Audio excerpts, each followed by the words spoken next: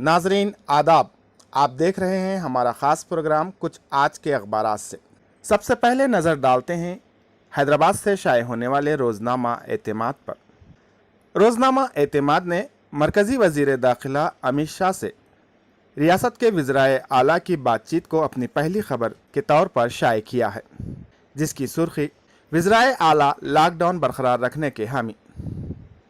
चीन के साथ बातचीत को अमेरिका की पेशकश को मुस्तरद किए जाने की खबर को भी रोज़नामा एतमाद ने बड़ी खबर बनाया है।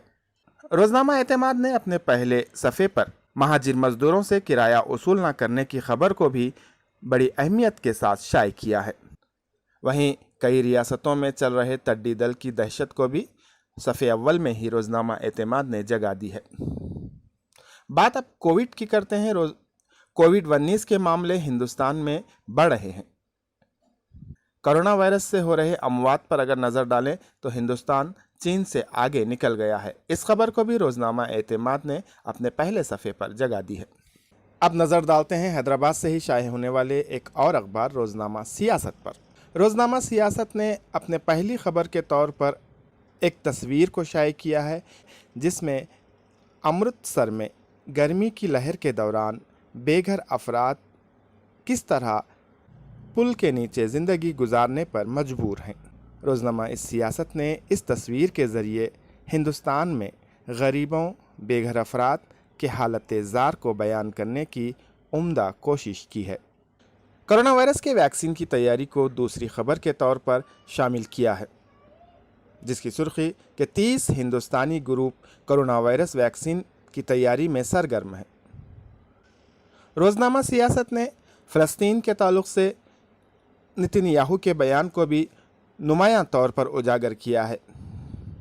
वादी उर्दन के फ़लस्तीनों को शहरियत नहीं देने का जो मुतनाज़ा बयान है, उसको भी बड़ी अहमियत के साथ रोज़नामा सियासत ने अपने पहले सफ़े पर जगह दी है।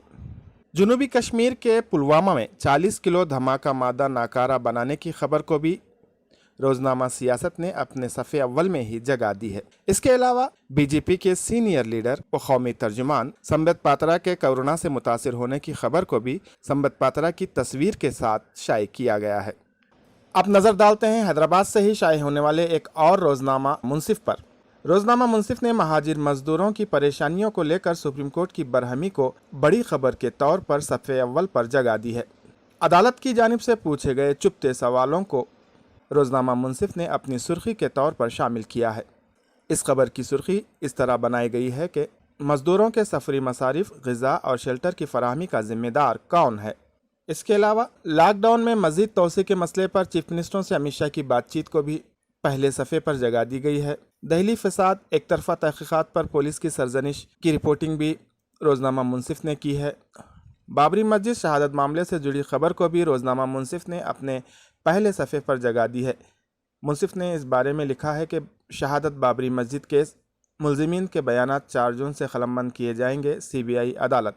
अगर हम जो हैदराबाद से शाये होने वाले तीनों अखबारात रोज़नामा मुंसिफ, रोज़नामा सियासत, रोज़नामा एतमाद पर अगर नज़र डालें तो मजमूई तौर पर तमाम बड़ी ख़बरों का इकट्ठा किया गया है, लेकिन जो ख़बरों की पेशकश है अपने अपने अंदाज से उन्होंने ख़बर को चुना है और ख़बर को उस अहमियत से उन्होंने अपने अखबार में जगह दी है। ताज़ा ख़बरों के लिए सब्सक्राइब करें हमारे channel one nation Urdu news को। ख़बरों की जानकारी पाने के लिए घंटी का बटन दबाएं। घर पर रहें, महफूज रहें।